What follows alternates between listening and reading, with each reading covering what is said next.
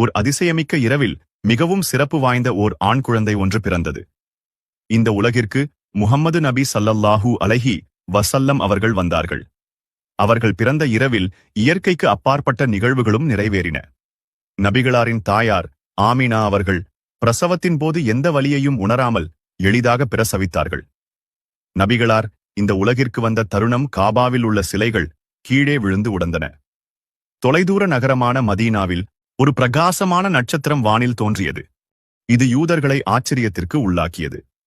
இந்த இரவின் ரகசியங்கள் தெரிந்த எல்லைக்கு அப்பால் கூட விரிந்தன.